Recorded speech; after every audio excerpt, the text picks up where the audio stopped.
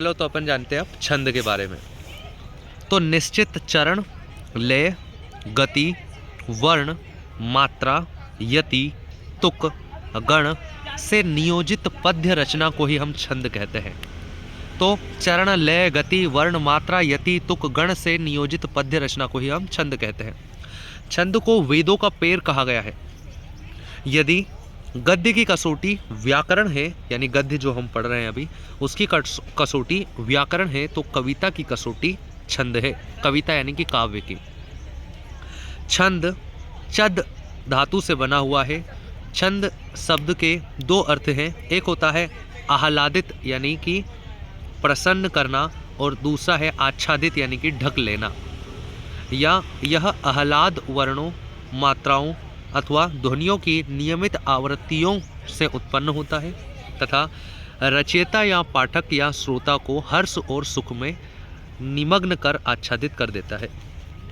छंद एक अन्य नाम व्रत भी है। छंद का एक अन्य नाम व्रत भी है। व्रत क्योंकि ये घेर लेता है।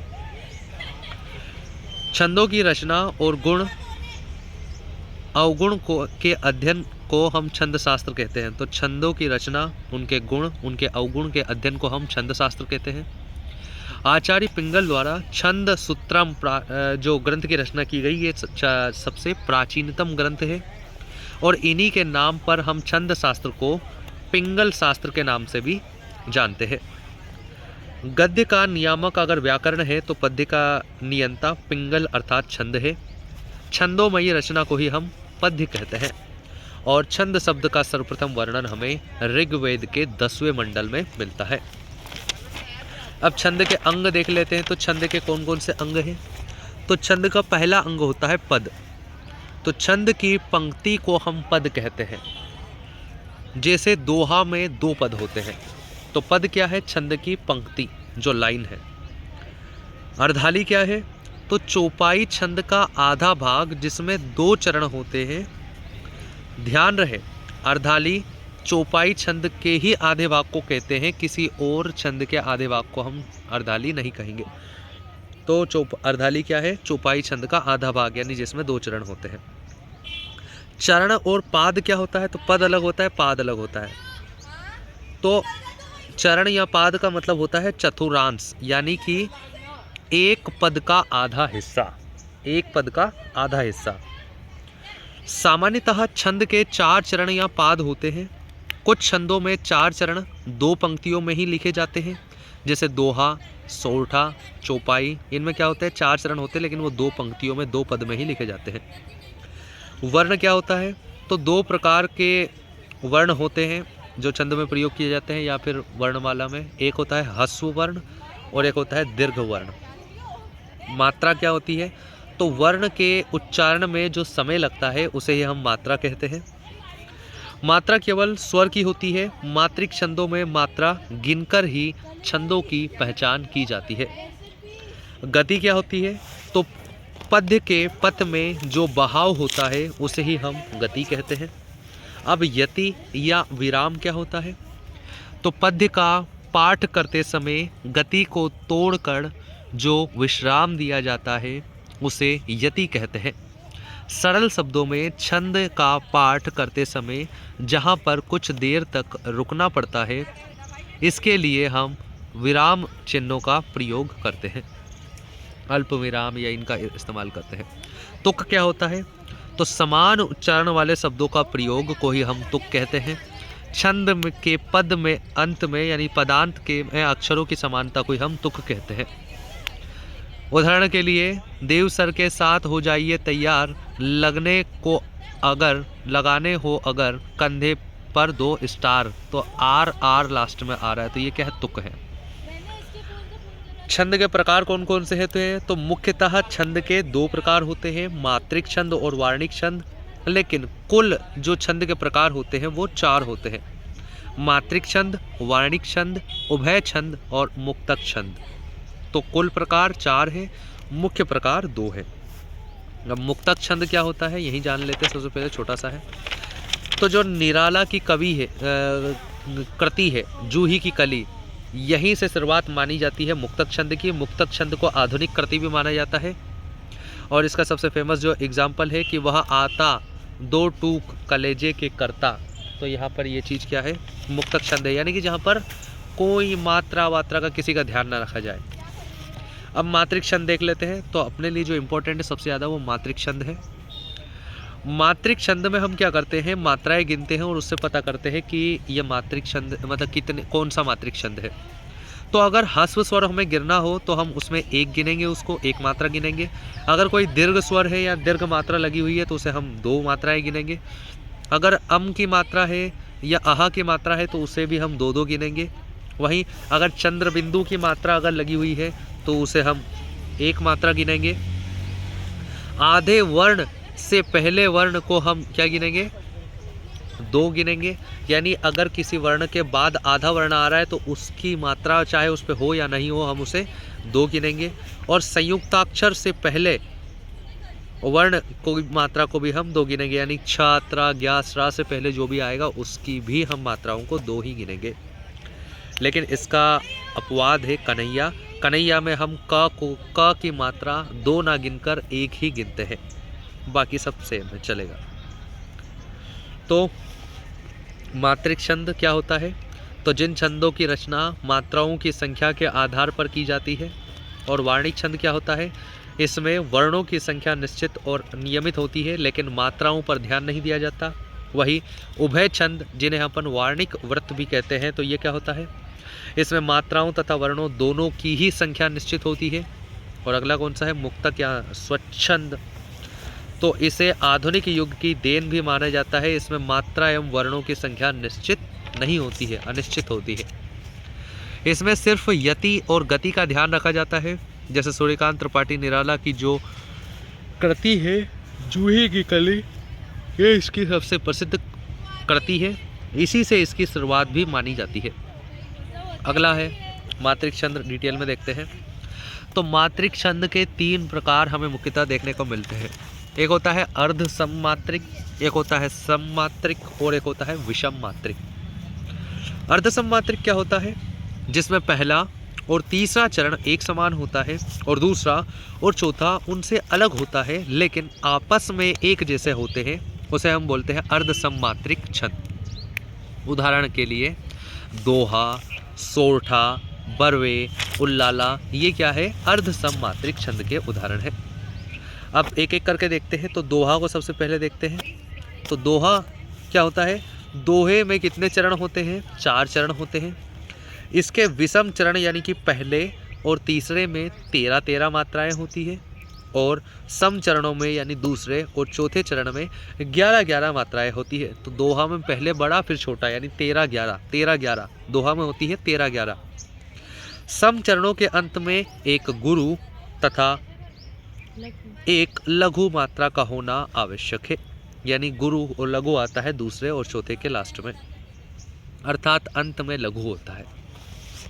एग्जाम्पल देख लेते हैं। तो मेरी भव बाधा हरो, राधा नागरी सोए, जा तन की झाई पड़े, श्याम हरित दूती होय। तो सोय होय यहाँ पर तुक बन रही है, क्यों, क्योंकि गुरु और लघु आ रहा है। वहीं यहाँ पर क्या है, जो पहला और तीसरा पद है, जो चरण है उसमें 13-13 मात्राएं हैं और दूसरे और चौथे में 11-11 मात्राएं हैं। सोरठा देखते हैं। तो सोरठा में 11 और 13 मात्राएं होती है, यानी कि दोहा का उल्टा होता है सोरठा। यह अर्ध सममात्रिक छंद है, यह दोहा का ठीक उल्टा होता है। इसके विषम चरण में यानी कि पहले और तीसरे में 11-11 मात्राएं होती है और सम चरणों में यानी कि दूसरे और चौथे में 13-13 मात्राएं होती है। विषम चरणों के अंत में एक गुरु और एक लघु मात्रा का होना आवश्यक है।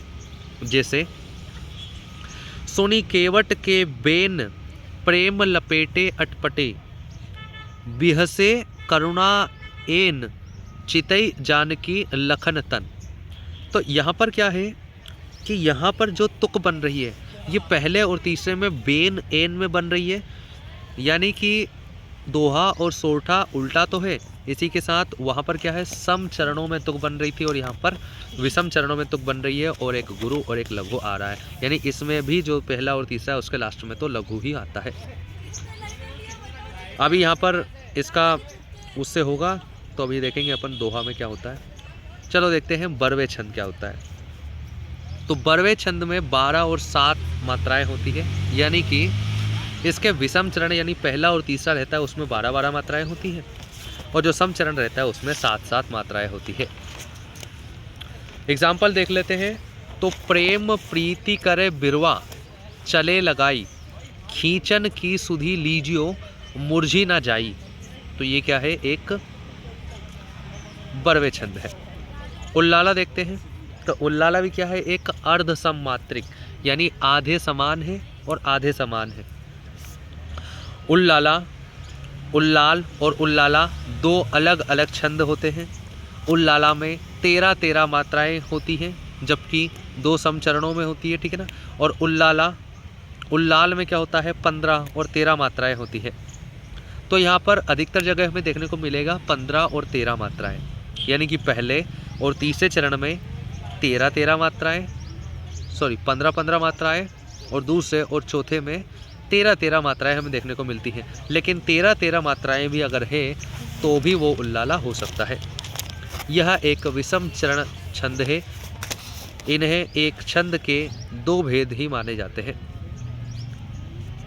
एग्जाम्पल देख लेते हैं। तो राष्ट्र हितैषी धन्य है, निर्वाह औचित्य को, नमन करूं उनको सदा, उनके सूची साहित्य को। तो यहाँ पर चारों में 13-13-13 है, लेकिन अगर 15 और 13 भी आती है तो भी वो उल्लाला ही रहेगा। अब अपन देखते हैं मात्रिक छंद का ही दूसरा प्रकार, सम मात्रिक छंद, यानी जहाँ पर चारों चरणों में मात्राएं समान हो। तो जहाँ पर छंद के सभी चरण समान होते हैं, इसके एग्जाम्पल देख लेते हैं। तो अहीर, तोमर, मानव, पद्धरी, पट्टालिका, अरिल, पिकपाल, सरसी, तांटक, ये सब भी किसके एग्जाम्पल हैं, सममात्रिक छंद के। लेकिन जो इम्पोर्टेंट सममात्रिक छंद है जिन्हें हमें याद रखना है वो है चौपाई और चौपाई। चौपाई और चौपाई में चौपाई छोटा है, चौपाई बड़ा है। तो चौपाई में क्या होता है, 15-15 मात्राएं होती है, मतलब 15 मात्राएं होती है, और चौपाई में 16-16 मात्राएं होती है। जबकि रोला और रूपमाला दोनों ही र से स्टार्ट हो रहे हैं, तो रोला रूपमाला दोनों में ही 24-24 मात्राएं होती है। गीतिका में 26 मात्राएं होती है और हरि गीतिका में 28 मात्राएं होती है। जबकि वीर या आल्हा में यानी सबसे ज़्यादा मात्राएं 31-31 मात्राएं होती है। याद कैसे रखेंगे कि अगर आप 24 साल के हो गए तो आप रोना स्टार्ट कर दो, क्यों, क्योंकि आपका एक्सपायरी डेट स्टार्ट हो चुकी है। तो रोला रोना से याद रखेंगे, रोला में होती है 24 और इससे 2 ज़्यादा गीतिका में होती है, और गीतिका का बड़ा भाई है हरि गीतिका, इसलिए 2 ज़्यादा और उसमें होती है तो 28 मात्राएं होती है। और सबसे बड़ा हो जाता है वीर या आल्हा, उसमें 31 मात्राएं होती है। और ये सारे सममात्रिक छंद के उदाहरण हैं। अगला अब अपन एक एक करके देखते हैं। तो सबसे पहले देखते हैं चौपाई, यानी चौपाई के हर एक चरण में 16-16 मात्राएं होती हैं। चौपाई में 4 चरण होते हैं, इस कारण इसे चौपाई नाम दिया। यह सममात्रिक छंद है, बिल्कुल सही है। चौपाई द्विपदिक छंद है। द्विपदिक यानी इसमें पद 2 होते हैं, पाद 4 होते हैं, यानी चरण 4 होते हैं, जिसमें 2 पद या पंक्तियां होती हैं। प्रत्येक चरण में 16 मात्राएं होती हैं तथा इस प्रकार प्रत्येक पद में यानी प्रत्येक लाइन में 32 मात्राएं होती है। यानी अगर किसी लाइन में 32 मात्रा मिले और हर एक चरण में अगर 16-16 मात्राएं मिले, यानी टोटल 64 मात्राएं अगर मिले तो एक चौपाई पूरी हो जाती है 64 मात्राओं में। अगला देखते हैं, एग्जाम्पल देख लेते हैं। जैसे जय हनुमान ज्ञान गुण सागर, जय कपीसति हूँ लोग उजागर, रामदूत अतुलित बलधामा, अंजनी पुत्र पवन सुत नामा। ये क्या है, जो हनुमान चालीसा है अपनी, वो किस में लिखी गई है, चौपाई में लिखी गई है। इसके अलावा रामायण जो तुलसीदास की है वो भी किस में लिखी गई है, चौपाई में लिखी गई है। यानी अगर आप हर एक किसी भी लाइन को उठा के अगर आप गिनोगे तो उसमें 16-16 मात्राएं आपको देखने को मिलेगी हर एक चरण में। रोला अगला छंद है। रोला भी क्या है, एक सममात्रिक छंद है। इसमें 24 मात्राएं यानी कि हर एक चरण में 24-24 मात्राएं होती हैं। लेकिन यहाँ पर खास बात यह है कि कोई भी इंसान एक सांस में 24 मात्राओं तक नहीं बोल पाता, तो इसलिए इसमें क्या किया गया है, 11 और 13वीं जो मात्राएं रहती है उसमें यति ली जाती है। यति यानी कि विराम लिया जाता है। और 11 और 13 को जोड़ते हैं तो 24 ही आता है। यानी एक लाइन में 24 मात्राएं रहेगी, लेकिन 11वें पे रुका जाएगा और फिर 13वें पे रुका जाता है। तो एग्जाम्पल देख लेते हैं। नीलांबर परिधान हरित पट सुंदर है, सूर्य चंद युग मुकुट मेखला रत्नाकार है, नदिया प्रेम प्रवाह कुल तारा मंडल है, बंदीजन खग वृंद शेष फन सिंहासन है। तो ये जो 4 लाइनें हैं, ये 4 पद हैं किसके? रोला के। और रोला में 11 और 13 की यति होती है, ठीक है, और 24-24 मात्राएं हर एक चरण में होती है। रोला में 11 और 13 के विराम पर 24 मात्राएं होती है, जबकि रूपमाला, क्योंकि रूपमाला में भी 24 मात्राएं होती है, तो रूपमाला में 14 और 10 के विराम से होती है। और दिक्पाल भी एक छंद होता है, उसमें भी 24 मात्राएं होती है, तो उसमें 12 और 12 के विराम से 24 मात्राएं होती है। अब रोला और सोरठा में कन्फ्यूज़न हो सकता है कभी, अगर रोला में अगर 4 चरण नहीं दिए जाए, सिर्फ 2 चरण देख के अगर पहचानने में आ जाए, तो क्योंकि सोरठा में भी 11 और 13 मात्राएं होती है, मतलब 11 पे रुकते हैं और फिर 13 पे रुकते हैं, और ऐसे ही रोला में भी हो रहा है। तो अपन कैसे डिफ्रेंशिएट करेंगे कि ये रोला है कि सोरठा है? तो इसका जानने का तरीका क्या है कि सोरठा छंद के विषम चरणों के अंत में एक गुरु एक लघु होता है, यानी कि इसके कारण सोरठा के विपरीत चरणों में तुक देखने को मिलेगा अपने को। विपरीत चरणों में यानी पहले और तीसरे चरण में तुक देखने को मिलेगा, लेकिन जो रोला छंद है इसके सम चरणों में यानी दूसरे और चौथे चरण में हमें तुक देखने को मिलता है। जैसे कि सुनी केवट के बेन प्रेम लपेटे अटपटे बिहसे करुणा एन, तो यहाँ पर बेन एन यहाँ पर ये तुक देखने को मिल रहा है। जबकि अगर 2 ही लाइन देखकर अगर हमें पूछा जाए कि ये रोला है कि सोरठा है, जैसे कि उठो उठो हे वीर आज तुम निंद्रिया त्यागो करो महासंग्राम नहीं कायर हो भागो, अगर मात्राएं गिनेंगे तो ये ऊपर वाले एग्जाम्पल के जैसा ही है, लेकिन इसमें वीर और संग्राम में कोई तुक नहीं बन रहा है, यहाँ पर त्यागो और भागो में तुक बन रहा है, यानी कि ये सोरठा नहीं है। इसका मतलब ये होगा कि ये रोला ही है।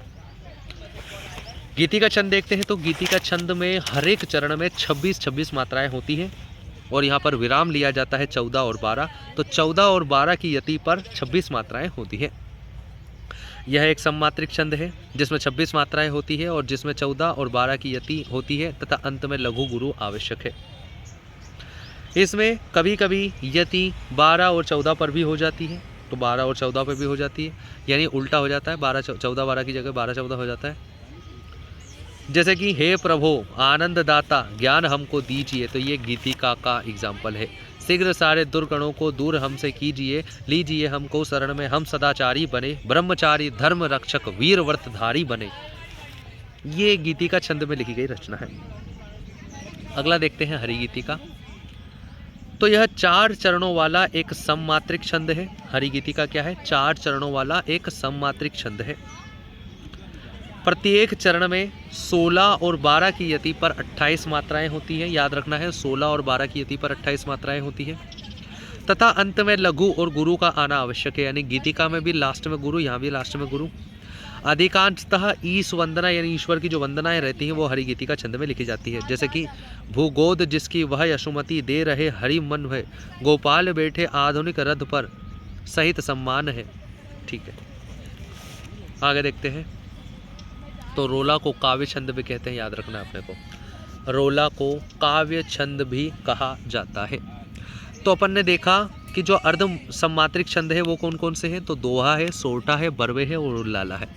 दोहा में 13 और 11 मात्राएं, यानी कि सम में विषम में 13 और सम में 11-11 मात्राएं होती हैं। 4 ही चरण होते हैं। सोरठा में भी 4 चरण होते हैं, लेकिन 11 और 13 दोहा का उल्टा होता है। सम में 13-13 और विषम में 11-11 मात्राएं होती हैं। जबकि बरवे में 12 और 7 मात्राएं होती है, यानी कि विषम में 12-12 मात्राएं और सम चरणों में 7-7 मात्राएं होती हैं। जबकि उल्लाला में 15 और 13 मात्राएं, यानी कि विषम में 15-15 मात्राएं और सम में 13-13 मात्राएं होती हैं। वहीं सममात्रिक छंद भी अपन ने देखा, और सममात्रिक छंद में कौन कौन से एग्जाम्पल देखे अपन ने? चौपाई देखा, रोला देखा, गीतिका देखा और हरिगीतिका देखा। चौपाई के हर एक चरण में 16-16 मात्राएं होती है और इसमें कोई यति यानी विराम नहीं लिया जाता। जबकि रोला में 24-24 मात्राएं होती है, हर एक चरण में होती है, और यहाँ पर 11 और 13 की यति ली जाती है, यानी सोरठा वाली यति ली जाती है। गीतिका में 26 मात्राएं होती है, 14 और 12 की यति ली जाती है। हरि गीतिका में 28 मात्राएं होती है, 16 और 12 की यति ली जाती है। अब अपन देखते हैं विषम मात्रिक छंद। तो जहाँ चरणों में 2 चरण अधिक हो व दोनों अधिक चरण समान ना हो, उसे हम विषम मात्रिक छंद कहते हैं। यानी यहाँ पर 6 चरण अपने को देखने को मिलते हैं। इसके 2 उदाहरण हैं, कुंडलिया और छप्पे। कुंडलिया क्या होता है? तो कुंडलिया दोहा और रोला का सम्मिश्रण होता है। दोहा और रोला का सम्मिश्रण होता है। तो यहाँ पर दोहा में कितनी 2 लाइनें होती है, रोला में कितनी 4 लाइनें होती है। टोटल कितनी लाइनें हो गई? 6 लाइनें हो गई। तो इसकी प्रथम जो 2 पंक्ति रहती है ये दोहा की होती है और अंतिम की जो 4 पंक्तियाँ रहती हैं वो रोला की होती है। यह 6 पंक्तियों वाला छंद है। इस छंद में प्रथम व अंतिम शब्द एक जैसा होता है। जैसे समय समय की बात है, समय समय का फेर, और लास्ट लाइन क्या होगी? नाचे गाए झूम सियासत भूत हर समय। तो जहाँ से शुरुआत हुई उसी शब्द से इसका अंत होता है। खास बात क्या है कि शुरुआत में दोहा है, इसीलिए 13 और 11 मात्राएं दिखेगी हमको हर यति पे, हर रुकने पर, हर चरण में। वही लास्ट की लाइन में हमें 11 और 13 यानी कि उसका उल्टा। क्यों? क्योंकि जो रोला होता है उसमें 11 और 13 की यति पर 24 मात्राएं होती हैं। छप्पे छंद देखते हैं। तो छप्पे रोला और उल्लाला से मिलकर बना है। ठीक है, तो छप्पे भी विषम मात्रिक छंद है। इसमें प्रारंभ में रोला होता है और जो 4 चरण वाला होता है, और आखिर में 2 चरण उल्लाला के होते हैं। उल्लाला के 2 भेदों के कारण छप्पे के 6ठे चरण में 26 या 28 मात्राएं हो सकती है। जैसे कि इसका एग्जाम्पल क्या है? नीलांबर परिधान हरित पट सुंदर है, इसकी पहली लाइन और लास्ट लाइन क्या हो सकती है? मातृभूमि तो सत्य ही सतगुण मूर्ति सर्वेश की। तो ये एक छप्पे छंद है। खास बात क्या है कि कुंडलिया छंद में हमने क्या लिया? अर्ध सम मात्रिक का पहला वाला लिया, और जो सम मात्रिक छंद है उसका भी हमने पहला वाला रोला उठाया। रोला और दोहा दोनों में 2-2 देखो 2-2 अक्षरों से मिलकर बना है। रोहा दोहा, रोहा दोहा, रोला दोहा, रोला दोहा। तो दोहा और रोला को उठाया, कुंडलिया बना दिया, और हमने पहले वाले का लास्ट वाला यानी उल्लाला उठाया, और इधर का अपन ने कौन सा उठाया? रोला। रोला उठाया, और रोला को उल्लाला से मिला के अपन ने क्या किया दिया? छप्पे बना दिया। तो देखो इसमें भी आधा, छप्पे में प आधा आ रहा है और उल्लाला में ला आधा आ रहा है। तो जहाँ आधा आ रहा है वो आधा कहीं ना कहीं से मिलकर बना है। वार्णिक छंद देख लेते हैं। तो जिन छंदों की रचना को वर्णों की गणना और क्रम के आधार पर किया जाता है उन्हें वार्णिक छंद कहते हैं। वार्णिक छंद के 2 भेद हैं। एक होता है साधारण वार्णिक छंद, जिसमें 1 से लेकर 26 मात्राएं तक हो सकती हैं, वार्णिक जो वर्ण हो सकते हैं। और दूसरा होता है दंडक, यानी कि जिसमें 26 से ज़्यादा वर्ण होते हैं उसे हम दंडक वार्णिक छंद कहते हैं। एग्जाम्पल देख लेते हैं। तो एक है प्रमाणिका। प्रमाणिका में 8 वर्ण होते हैं। इसके अलावा स्वागता, भुजंगी, शालिनी, इंद्र वज्रा, उपेंद्र वज्रा। तो ये वज्रा वज्रा सब क्या है? इसमें क्या है? 11 वर्ण होते हैं। वंशस्य में 12 वर्ण होते हैं। तोटक में 12 वर्ण होते हैं। 13 की 12। वसंतिका में 14 वर्ण होते हैं। मालिनी में 15 वर्ण होते हैं। मंदक्रांता में 17 वर्ण होते हैं। सवैया में 22 से लेकर 26 वर्ण होते हैं। और कवित्त या घनाक्षरी या मनहरण, कवित्त, घनाक्षरी, मनहरण, इसमें 31 वर्ण होते हैं। एग्जाम्पल देख लेते हैं। जैसे कि बात बड़ी सरस थे कहत बिहारी। अगर इसमें हम वर्ण गिनेंगे तो आ जाएंगे 14, और 14 का मतलब होता है वसंत लिका। प्रियपति वह मेरा प्राण प्यारा कहाँ है? अगर इसमें वर्ण गिनेंगे तो आ जाएंगे 15, और 15 का मतलब होता है मालिनी वार्णिक छंद। प्यारे तेरा गमन सुन के दूसरे रोह रहे हैं। तो यहाँ पर इसमें अगर वर्ण गिनेंगे तो हो जाएंगे 17, और 17 का मतलब होता है मदक्रांता वार्णिक छंद। तो ये बहुत ही आसान है। वार्णिक छंद में इतना कोई डिफिकल्ट वाली बात नहीं है। 11 के अलावा वाले वर्णों के छंद को हम सीधे उत्तर दे सकते हैं। यानी कि अगर 11 आए तो वहाँ पर हम कंफ्यूज हो सकते हैं, क्योंकि बहुत सारों में 11 है। लेकिन उसके अलावा अगर कोई सा भी आए तो हम उसमें सीधे आंसर दे सकते हैं। इसमें सवैया को भी, जो 22 से 26 अपन ने देखा था कि सवैया होता है, तो सवैया में भी अगर 23 वाला हो सवैया तो हम उसे मध्यगयंत सवैया कहते हैं, और 24 वाला अगर हो तो उसे हम दुर्मिल कहते हैं। वैसे तो सवैया के 48 भेद होते हैं, लेकिन 23 और 24 वाले में हम बता सकते हैं कि मध्यगयंत या दुर्मिल है। इसके अलावा एक और कॉन्सेप्ट रहता है जो छंद का अंग रहता है, उसे बोलते हैं गुण। तो गुण क्या होता है? तो 3 वर्णों के समूह को हम गण कहते हैं, गण। मात्राओं और वर्णों की संख्या और क्रम की सुविधा के लिए 3 वर्णों के समूह को हम गण मान लिया गया है, और वार्णिक छंदों की गणना के लिए हम गण का इस्तेमाल करते हैं।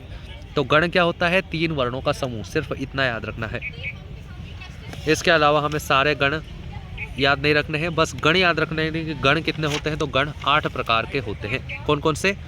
यगण, मगण, तगण, रगण, जगण, भगण, नगण, सगण। ये 8 प्रकार के होते हैं। कौन? गुण, गण।